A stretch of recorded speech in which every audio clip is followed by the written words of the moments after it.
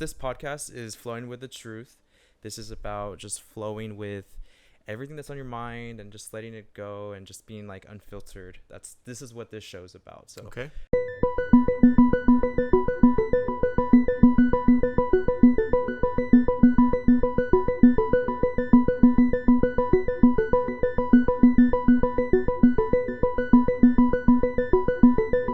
I just wanted to say thank you for reaching out, and you're actually the first guest for this podcast. So Oh, really? Oh, I thought you had more.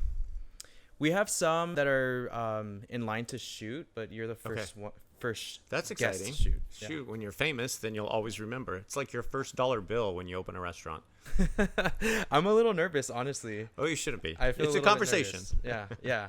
So, I mean, for those that don't know, I'm Ray, and you are? I'm Greg Elsasser.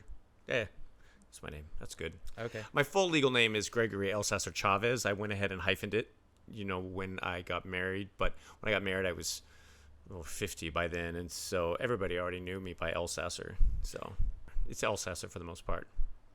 I'm 30 now. I'm going to be 31. Mm-hmm. You were actually my 11th grade English teacher. For the full year? Yeah. It's just sad that I don't remember. You were my English teacher for 11th grade, and I think you were an elective teacher at some point because it was a classroom, and I remember that classroom changed to like the back area of the school at the time. Oh, but it was a long time ago. So Yeah. I don't apologize for not remembering that. You're right. If you're 31, you graduated over at 15 years 18. ago. That's 13, 14, 15 years ago. Yeah. Yeah. Yeah. Okay. I actually failed your class. You did. Well, you're here. You're here. So you must have made it out. I mean, it wasn't your fault. I mean, it was obviously me. Well, you know, no, of course it was my fault. But Yeah. no, Yeah. you know what? I have made a lot of mistakes as a teacher. And every year I realize the mistakes I made the year before and the year before that. I think by the time I'm ready to retire, I'll have it down.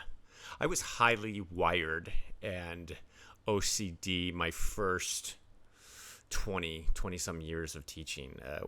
And you get older and you just start to relax. And so I think I'm a little bit less tightly wound than I used to be. So you said you started 20 years ago. How long have you, what year did you start teaching? Well, actually, I've been teaching for 31. Oh, wow. Yeah, I started teaching at 21 years old at a private school. And then I moved to Griffiths Middle School, and then I went to Warren, where you, probably about 10 years later, you were probably there. Okay. Yeah. Yeah. I remember I had a lot of like stomach health issues at that time, and it was so hard to focus on my schoolwork. Nothing serious. It was just had like a improper diet. I remember like going to your class and feeling like so uncomfortable, and like my stomach would hurt, and I just couldn't like really focus. But I at that age also I was slacking off a lot. I think I was trying to come into like who I was, because a year later I came out. You did? Yeah. Okay, so I when you were a senior. I was a senior in high school when I came out for the first time to a friend, but I had been on MySpace talking to other guys around my age and just kind of getting to know like other gay people around my age, but it was a secret. So that was kind of like the double life I was living at that time, at that age. I always think coming out is like two coming out. You come out to a friend, a sister, a one person, and you test it out and make sure they, keep your confidences, and you test the waters. Yeah. Then you do the real coming out when you tell your family and the people who you feel are at risk for you to lose. How did that go when you did that? When I first came out at that age, I was fortunate to have like a supporting family that like allowed me. They supported me, and they weren't harsh on me. So I expected that. I had in my head planned where I was going to move to, finish high school. I had everything just like hypothetically planned out. But when I did come out, they were supportive, and that was just the very, very beginning of the whole like journey. Good. Yeah. Well, no wonder you struggled in high school. I mean, you had stomach issues. Probably, I'm not a doctor, but probably a lot of those were attributed to what you were holding in that you could not let out. And you were probably a little depressed. It's hard to concentrate on 6 classes every day when you have this secret that is such a large part of who you are that you can't tell. And you walk around with the fear. If I tell people, what might happen. I was in the same situation when I was your age, and I was a mess at 11th grade. And I went to Warren. I remember walking those halls and just being a mess.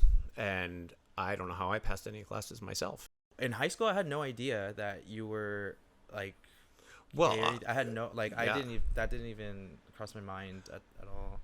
Yeah, well, I was married, and I had, by the time you were there, I had my third child already. And so I think, there were certain people that were closer in my life that suspected it. My parents knew. We always called it the struggle. By the time they started questioning when I was like 18, 19, we just called it Greg's struggle. We never named it. And they knew I was getting therapy for it, and we just kind of left it at that and never brought it up. So, I married and had children, and I was your teacher, and I was posing as a straight man. I do not regret any of those choices that I made. I do not regret getting married. I absolutely do not regret having my children. So I don't ever play that game. I came out at the right time. I think for me, unfortunately, it was not the right time for my children, and I did not handle things well. I don't know if most people handle coming out really well, and it was messy, and I hurt a lot of people along the way. That being said, it was the biggest release of my life. See, you had 16 or whatever, whenever you figured out that you were gay, 8 or 9 or 10, you had like 10 years of that building up. Man, I had 40. And it was, I cannot tell you the weight, to use a cliche, the weight that was lifted when I came out. Yeah. And so I talked to people about that, but I also talked to people about conversion therapy, which we can get into, because it's so damaging, and it's still going on. Yeah, I don't know too much about it, but we'll talk about it. Sure. I wanted to ask you, how did you come out? How did that happen? Well, by the time he was like my 32nd therapist in my entire life. I started seeing therapists when I was like 8 and then 12, and so I went to it, and I would only go to a Christian therapist. I grew up Christian, and I absolutely believed in the tenets of Christianity, and I was an evangelist on the side. I was very involved in my church, and I would only, if I was going to go to therapy later on in life, I still said I must only go to a Christian therapist. So I went to a Christian therapist, and on the first session, he just said, I'm not going to be able to help you not be gay. And that was the first therapist to say that. All the other therapists and pastors that I had met with had said, God can heal you. It just takes time. He was the first one to say, I can't help you. He suggested that I ask my then wife if she would let me step out of the marriage once in a while to get it out of my system and then continue to be husband and father. And I was like, this guy is not a Christian. And I didn't come back. So I went a couple more months, and I'm like, I have to go back to therapy. I was so depressed. I was thinking about death constantly, not killing myself. I had already tried that twice before in my teenage years, but just the relief of not having to be here anymore. I continually thought about that. So I went to another Christian therapist, and he said on the first time, he's like, I cannot help you not be gay. Research is showing that conversion therapy absolutely has not worked. And I can help you live with it maybe a little bit so you can find some joy. He said, but the route you're heading and everything you're saying to me is, do you think your kids would rather have a gay dad or a dead dad? And I knew I wouldn't make it. I knew I was ready to end it. So I went home and thought about it, and over a couple weeks, and I decided I wanted to be a life for my kids. I naively thought they would take it fine. I thought it would be a little of an adjustment, but it would be okay, and it didn't. It didn't help that I taught at the high school that my older two went to, so I tried to keep it as quiet as possible at school. I didn't want the kids to find out and give my kids a hard time. Not only that, but my oldest son was in my English class. So I just, by the time it got out anyway, the kids knew, and I'm sure my older two were very, very embarrassed. And so that's how I came out, essentially. and acted like a teenager, which a lot of people, a lot of men, especially when they finally come out later on in life, there's like an arrested development thing going on because you had stopped growing at some part because you missed out on the teenage years, you missed out on this and this because you were faking and you were being somebody else. And I kind of went a little crazy for about a year and did all the things that I hadn't done, in college and growing up, and I calmed down after a while after that. So you said you came out to your kids, but did you come out to your wife? Like, how did that, you said that she knew, or she knew when we were dating, so this was pre-marriage. We were both Christians, and I had told her, because we kept getting together and breaking up, and I finally explained why, and that I struggled with it, and we both just said, God can heal. And I was big into the 90s conversion movement. It was a known thing. The Exodus International was the biggest conversion therapy in the world. It was all over the place. And I just thought it was a matter of time before I could get healed. And, but it just didn't go as well as I hoped with her. She was very hurt, understandably. Yeah. You guys were together for a while, right? Yes, on paper it was 25 years. Oh wow. Yeah, it's about 23 years we were together. Yeah. And she's, she was very good to me. She was a very good lady to me and to my children. Yeah, I mean, it sounds like for somebody, to support you with going through your sexuality and stuff like that, that does take a lot, I feel. Yeah. How are your kids now? Like, are they like over that, like, hurt that they had from it, or? Well, no, it's been years since they've spoken to me. I understood. I gave them their space 100%, and they just kind of never came back. So they know. I mean, I do not stop reaching out. I tell divorced dads all the time, I don't care if it's 20 years, you don't ever stop reaching out. And buy cards, letters, gifts. So I do that kind of thing. And it might take 20 years. It may never happen. I have met many parents who have lost a child for whatever reason and never, ever again saw them. So I have hope, certainly, but I'm also starting to realize, hey, they are old enough to make their own decisions, and they need to live their life, and I need to live mine. But I'm there for them when they're ready to pick right back up, and we will. Well, I'll just pick right back up like it was yesterday. Are they religious? Are they into Christianity, or? Yeah, and that's a good question, because people say, well, you raised them Christian. What do you expect? I did raise them Christian and conservative Christian. I mean, I voted for Prop 8 way back when. But in my defense, I always taught my kids when it came to this issue of gays, because I knew they had gay friends that they didn't even know were gay yet, and I knew they did. And I was like, you always be kind. You treat them just like everybody else. There is no difference. That is their business. And so I did teach them that. I don't think they're necessarily religious much anymore. Maybe they are. I don't know. But even if they were or they weren't, I don't think that it's the issue of, here, Dad was this Christian, and according to them, now I'm not. I think it's more like, understandably, Dad broke up our family. And it did. And that is where the real pain. I don't even think the real pain is Dad's gay. I think we had a good family, and it's gone. I mean, like you said, I feel like it was life or death. Like like eventually it gets to a point where you can't hold in and be somebody that you're not. I think we all reach a breaking point.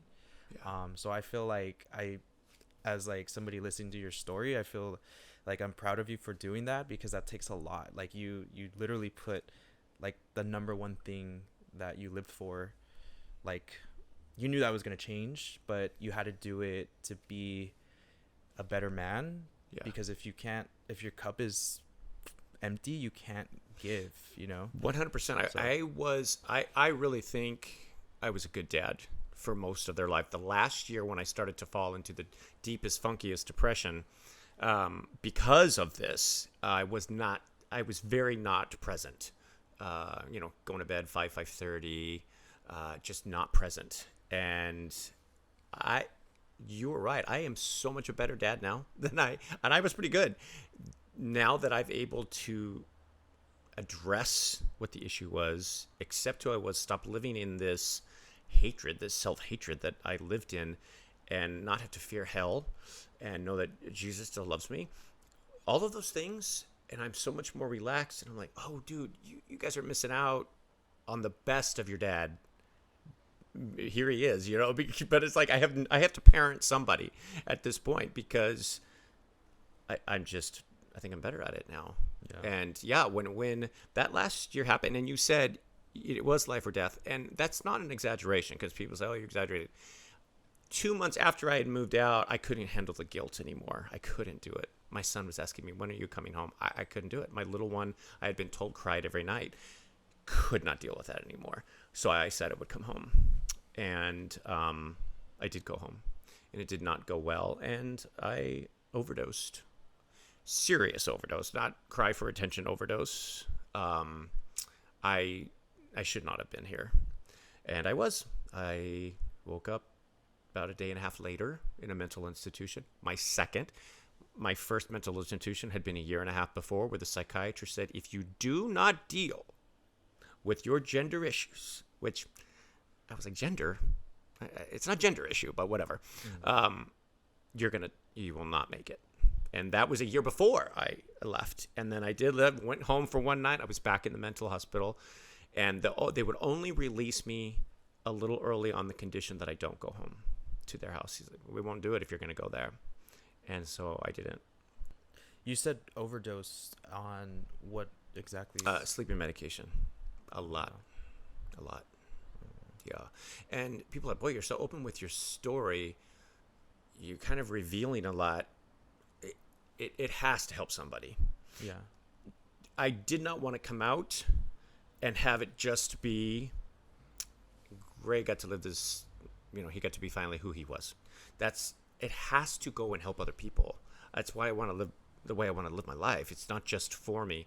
Whether it's youth or men in my age who I have talked to who are in positions, in the same position that I was in, some choosing to stay in a marriage, I just want to be available. Well, for sure. I know that will touch somebody, and it will relate. Somebody will relate, and they're going to feel not alone. Yeah. It was surprising that you reached out and said that you listened to this podcast. When we film it, I don't really know. I'm not thinking about who's listening right at that moment. But I have had people in person come up to me a lot, at work all the time, these people I don't even know. And it's so nice to hear somebody get motivated or uplifted by something that I went through or something that my co-host went through. Mm-hmm. And it's just so powerful. I think our stories are important. I think what you went through is important. I think I don't hear a lot of people that are open and talking about that. I wanted to ask you on the conversion therapy. Sure. So for your audience that doesn't know what conversion therapy, it's simply changing your sexuality. If you are gay, the idea was you were made gay at some point in your childhood based on your environment. The general consensus was if you were a boy and you had a lousy relationship with your dad and a domineering mother, that is why you're gay. If you were a girl, same thing with the opposite sex, you were going to be a lesbian, and we all believed it. And even though there were thousands of gay men who had no problems with their dad or their moms, but we just said, oh, yes, this is it. Because, you do meet a lot of gay men who have issues with their dad, so you just figured, oh, it must be true. So what they essentially want you to do is kind of go back in time and fix that. Heal those wounds that you got from your dad or from other boys because they picked on you or bullied you, and do the things that normal boys did with their dad, with other healthy men, and with lots of prayer, depending on if you went through a Christian organization, not with lots of prayer and study of God's word, that you would be healed. So I read tons of books. I actually went to a therapist who was one of the biggies So I got him particular. There was one book that had me pour oil on my head, which was not that weird. But I was like, okay, I'll do that, and pray over it. How to be oil on my head. I had one book that told me I needed to stand in front of a mirror and look at myself and make fun of my whining for having same-sex attraction, and to say, look at you. Look at how pathetic you are, how whiny. Ha, ha, ha. Look at, everybody picks on you. And the idea was to look, you know what, this is silly. It's not so bad. Why am I feeling sorry for myself? And so I did that in the mirror. Boy, that just made it worse. I just hated myself, you know? Wow, yeah. And then there was lots of, play sports, find a good group of healthy men. There was talk about your dad. Everything was talk about your dad, and you write about your dad, and my parents wanted me to get help, and they didn't want me to be gay, and they were so supportive of this type of conversion therapy, while at the same time, it was making me hate my dad more and more, because it was bringing up all these memories that I was trying to get over, and so I just hated my dad even more, going, you don't want me to be gay, but I'm going through this, and it talks about how this is your fault, and I blamed him, and he came back, and he said, well, we saw a therapist, and they said it's not our fault, so it just was a huge mess. For years. So with your sexuality, like, how did your parents, it sounds like they knew from like when you were young, and how did that happen? When I was 13 or 14, they're like, he's so depressed. I knew he was depressed, so I went to a therapist. But between 13 and probably 21, the therapist I went to, I never told them the truth, so they weren't going to be able to help me at all. So my first therapist, I just said, I'm depressed, me and my dad don't get along. That was pretty much the crux of my therapy from my youth. Me and my dad got along. Well, let's work on that. And it didn't last very long. 2-3 months tops, I'd be in therapy, and then I'd quit. It wasn't until college where I finally told a Christian counselor what it was. I had one Christian counselor who told me I needed to go out to the sky and look up and say, F you, God, over and over. I did not do that one. But the strangest, and people are like, I love telling the story. It was traumatizing, and it has affected me for the rest of my life, but I might as well get some humor out of it. So one of this therapists, she was a Christian therapist. She wanted me to try aversion therapy. And aversion therapy is still practiced in certain places. It's taking something and making you averse to it, making it so you hate it and you are grossed out. It's like, have you ever eaten something like a burger and gotten food poisoning? You're like, I can never eat a burger again. It's kind of along the lines of that. So she had me pick out pictures of men that I found attractive from magazines and pictures of women that I found attractive. And I was to look at the pictures of the girls like once or twice a day and lust over the pictures of the women.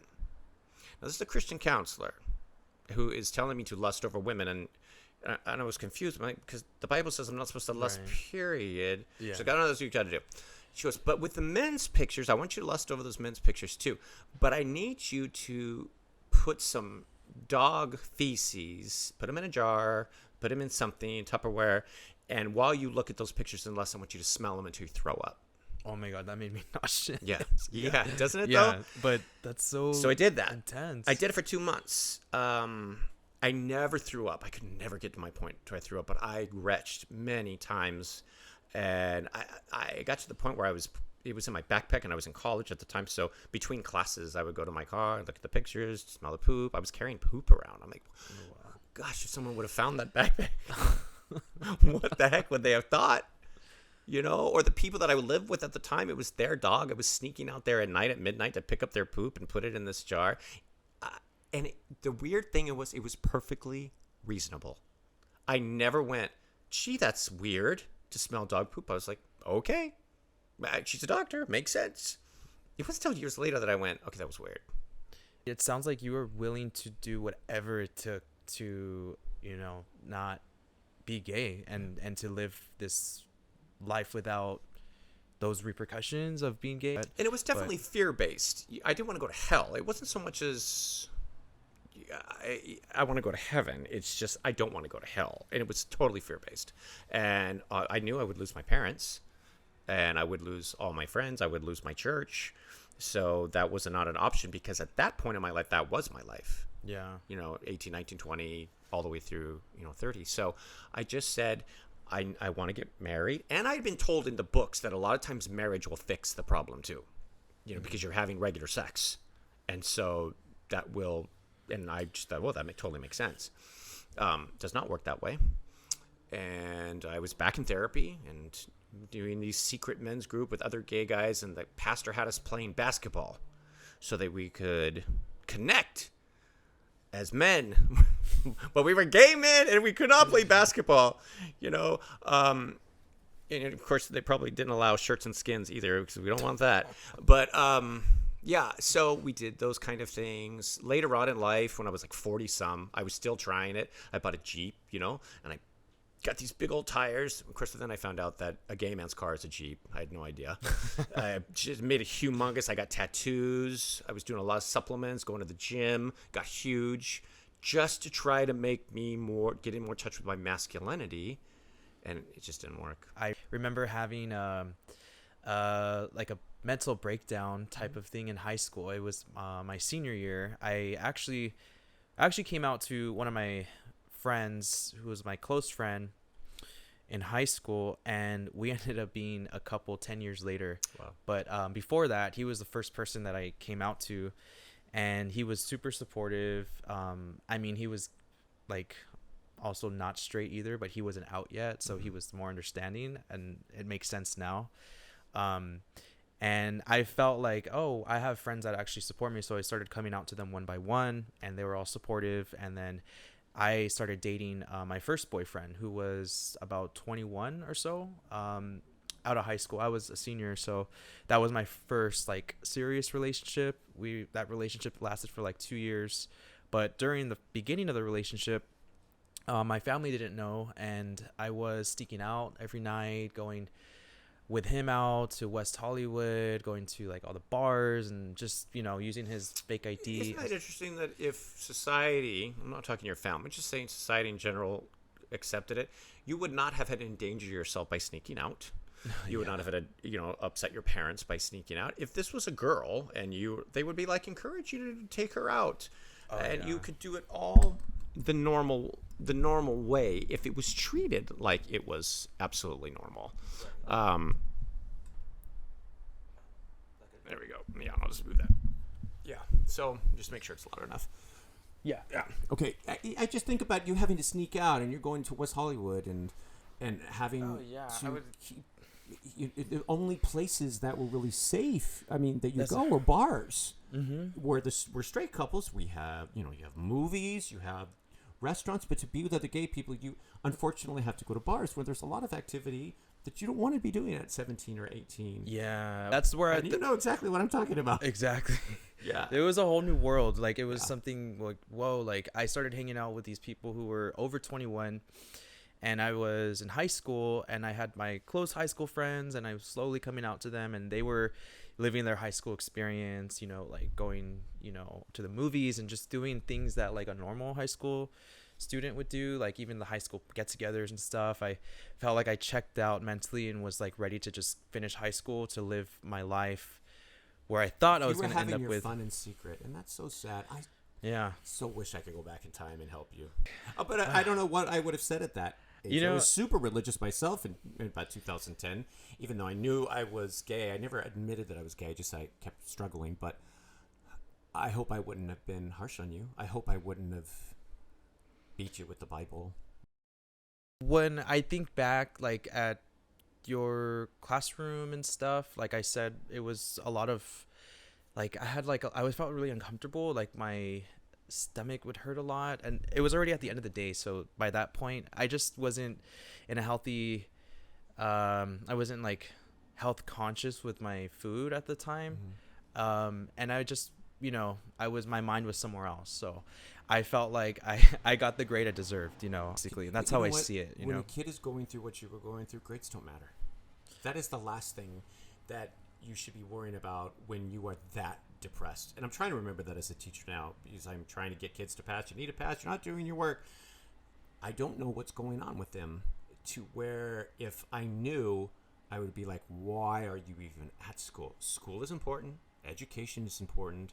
But nothing is more important than your mental health and getting the help that you need from teachers. That is my first job now, is to help them.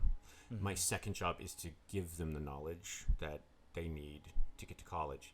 college is not important. Nothing is as important as staying and knowing you're being loved and being mentally okay. And I didn't have that. And it sounds like you didn't either. And you were failing classes. And that is 100% expected. Yeah, I did it though. I passed. You did it. You You're graduated. Here. And you're successful. So that's there are some kids that don't make it out. Yeah, I guess to be my age and to be independent on my own, it is something that I'm proud of on my own. And when I think back at that time, I remember I'm not sure if Miss Lord still is a teacher there. She's still there. She's still there. She was my brother's teacher. She was my uncle's teacher. I am 50, almost 52. My brother's older. Oh wow, I love her. She was She's been one of the nicest ladies I've ever met, and she still has that energy that she had. Yeah, I'd say probably the only teacher that was this close to telling her that I was gay and stuff, because at that time, this was already my senior year. So like I said, I was in a relationship, and in that relationship it was very toxic. But I mean, we're just young, so I don't hold any hatred or blame, whatever. It is what it is. But there was a stalker situation happening with this older 40-year-old man that like was obsessed with my ex-boyfriend, who found out who I was, and he was following me to like the mall, like just in my day-to-day, like after school. And I look over the shoulder, I'd see somebody and I'd see him following, and like I'd get phone calls, I'd get a lot of MySpace messages that were from fake accounts and threatening, and I'm gonna shoot your head off and this and that. And I was just like fed up, and I didn't really know what to do, because the internet was still, social media was still like growing. And at that time in 2009, it was I didn't know like how to go about the cyber stalking situation, but like in real life too. It was happening online and it was happening in real life. And I remember asking her like, hey, I have a friend, like using it as like, I have a friend who she's going through this and that. And I almost cried when I was telling her. And I know she knew that it was me like referring to myself. But I was so close, and she gave me some great advice, but she looked at me like she was just ready to just say like, hey, like I know it's you, like you're talking about, and like you can go and get help and do this. Do you understand? You were in such a dangerous situation. If you would have been a girl or a guy, and the person stalking you was the opposite sex, that would be accepted by society. You could have been more free to go tell anybody, because you wouldn't think twice, but you hit it back because it was a gay thing. Yeah, my parents didn't know yet. Right. I wasn't. And you were in danger. Yeah, I was in danger. I was reckless. I was drinking and going out a lot and sleeping 1 hour. I would like go to school drunk from the night before, like waking up like 1 hour sleep. And my parents had no idea until I had that mental breakdown where I started to flip out when they took my phone away, because I came home one night at 5 a.m. They caught me coming home late. So they took my phone away, and then they locked all the computers, the laptops, the PC. Like there was no like access to get in touch with my boyfriend at the time. So I flipped out because I didn't know his number. They took all the phones away. So I basically came off like I hadn't reached out to him in like 3 days. So I started to like go crazy, thinking like, oh, he probably thinks that like I ghosted him or whatever. And I had this like mental breakdown where I started crying and just hyperventilating. And my mom just straight up asked me, are you gay? Like in that moment. And it threw me off. I didn't know, like, because it wasn't even about that. Like it was about her taking my phone away. But so I didn't expect her to like think it was because of a boyfriend situation. Mm-hmm. And I stopped, and I just remember like feeling shocked and thinking like, no, I'm not. And she's like, no, like she asked me again, are you gay? And I said, well, I don't know. And then she's like, oh, and don't give me. Did you start off with I'm bisexual? Most she stopped me from that. Most of us start there. I'm bisexual. She stopped me. She said, and don't give me that bisexual stuff. Okay. And well, she's like, yeah. And I'm like, yeah, I am. And then that's when we had that moment where she said, I love you no matter what. And before she said that, I told her I already know where I can move to. I'm going to finish high school.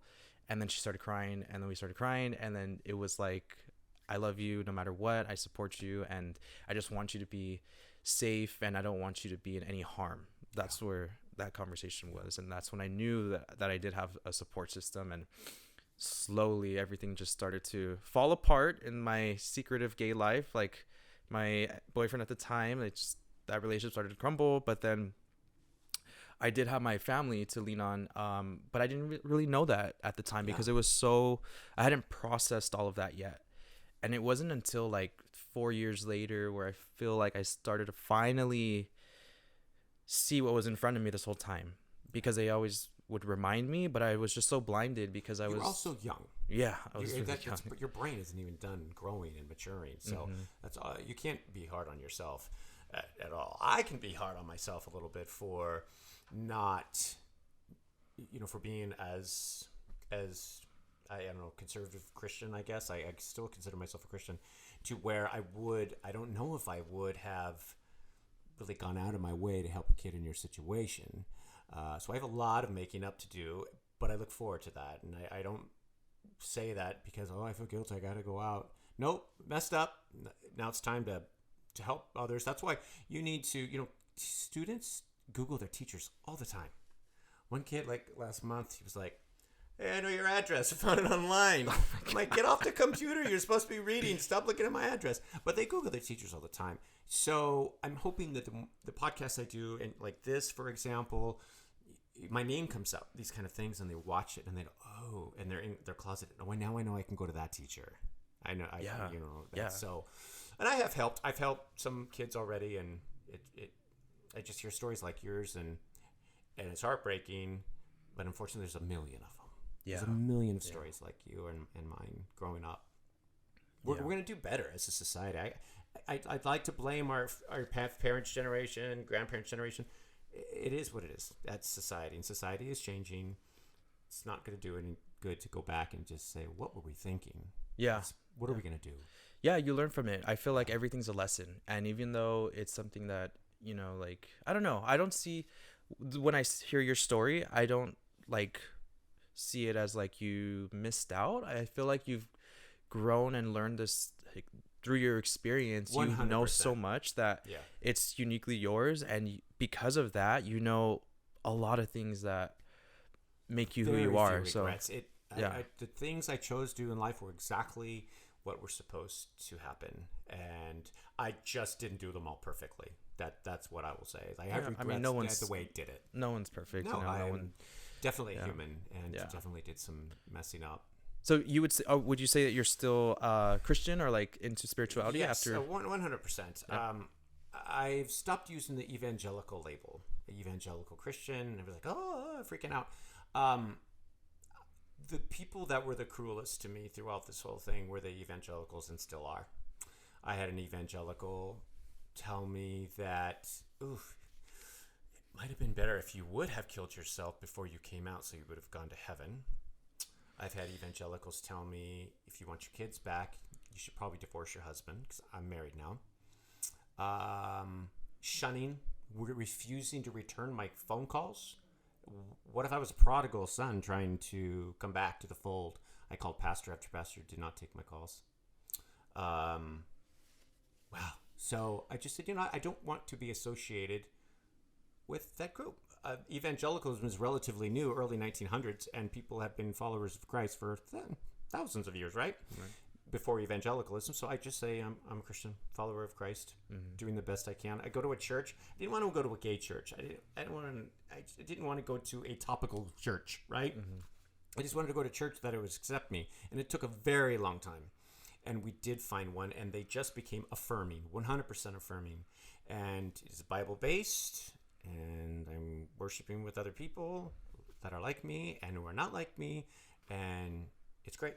Nice. I love it. Yeah, I always see it. It's like people that aren't accepting. I mean, I feel like there's a lot of internal issues there, but I mean, I think it's also like, personally, I think it's not my business, I guess, how they're going through it and what their comments are, even though they're negative, thrown at me or whoever. I feel like that's honestly like a reflection of what's going inside of them. So I personally don't take it personal, but I feel like I am spiritual. I pray. I believe in God still, even after all of the stuff that I went through with the church. I have a lot of faith, and I think that's what, you know, that's the reason why I feel like, I don't know, like happy and successful. And I think that's really important to have a faith in whoever. I agree. I think it takes a fool to say there is no God. I'm sorry. I just made the atheists really upset.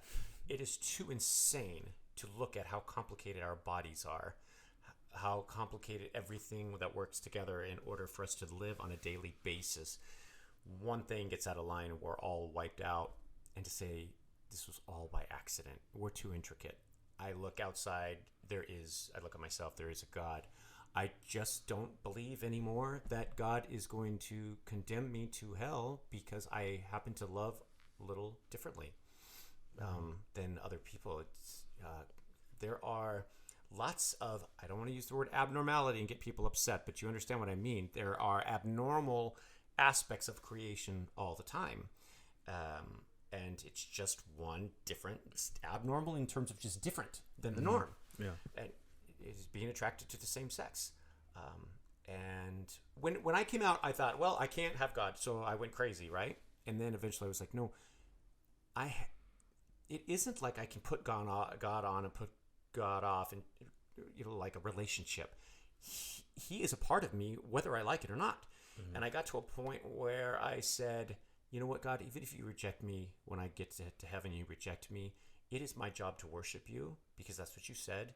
And I did love God, and I do. So I said, I'm just going to worship you anyway. And what happens, what happens. And it was through that I was able to hear from him and say, you're okay.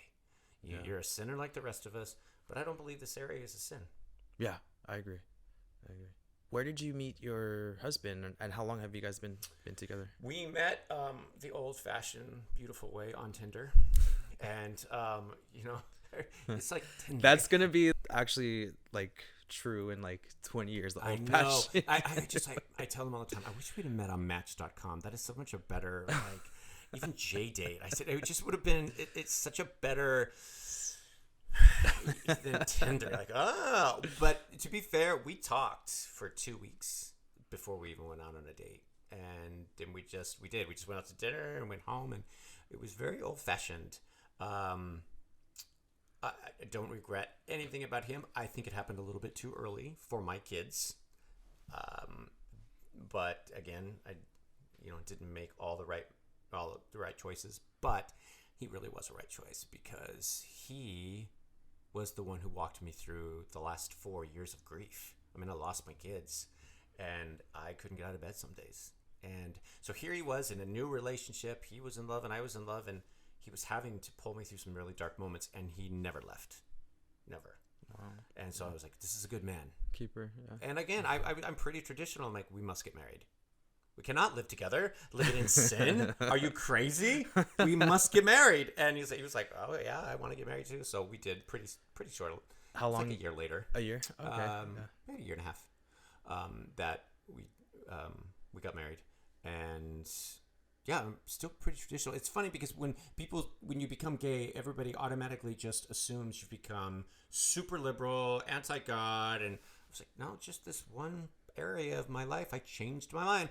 I've changed my mind about things in my 30s and in my 20s. I just changed my mind on this issue, and I'll probably change my mind on something again in 10 years. Right, yeah. We're allowed to do that, You're allowed to do that, especially being young. You can change your mind and not have people go, well, you're a hypocrite. No, I've got new facts. I've got new evidence, information. I'm changing my mind. Yeah. Yeah. Oh, yeah. My mind has changed a lot in different beliefs and different way. I feel like I definitely am more conservative now than I used to be younger. Are you 25 yet? I'm 30. I'm going to be 31. Oh, wow. Okay. Yeah. When you start seeing your income like depleted because of taxes, you tend to start to become a little bit more conservative. For sure. They always say liberalism is for the young, but to be fair, I'm not. You are probably the same. I'm not a conservative. I'm not a liberal. I just am me that have conservative opinions about certain things, liberal opinions about others. I don't want to fall into a party. Right, same. I don't put that I'm a party for either or on my like voting and stuff. Yeah. And I feel like that's how you learn from people, and that's how you learn from things, like listening and hearing different perspectives, different opinions, and then piecing your own like belief.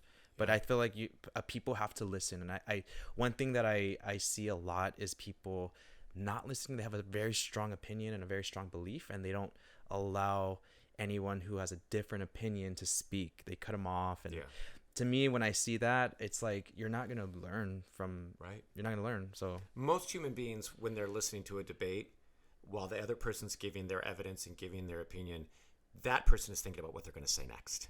And we all of us do it. And we really need to get away from that. We need to stop. I'm not going to think about my rebuttal. I'm really going to listen to what the other person says. I'm not going to make up my mind whether they're right or wrong. I'm just going to listen. I think that is better for discussions. Unfortunately, we are in an age where if you say the wrong thing, you can be shut down. I certainly hope that era passes, that we can go back to a more free and open society where we can agree to have some disagreements without saying you hate because you believe a certain way. I have lots of people that I love that are still in my life that think what I'm doing is wrong. But that's it. Then they told me, and we move on, and we're family or friends. That's okay. What's not okay is really you are a hater. You are a worthless human being. You should be canceled because you disagree with me. Right. Yeah. I agree with that. Yeah. What you're doing is important. What you're doing as a podcast is important. And I like yours because it's also on film. You miss so much when you just have a listening podcast. You just see body language and facial expressions. So this is an important podcast. I think you need to keep going with it. I don't know how long it'll take you to build an audience, but you don't stop. Because like you said, even if in one of your podcasts you help one person, to be cliche, then it was worth it all. If you reach out and you helped one person. Yeah, that's totally 100% believe that. Yeah, that's the reason why I feel good. Yeah, just one person. That's one life. One. Yeah, that's and yours is positive, right? Your podcast is like, hey, what's the positive things in life? What I liked that because when I share my story, it's sad, and it's.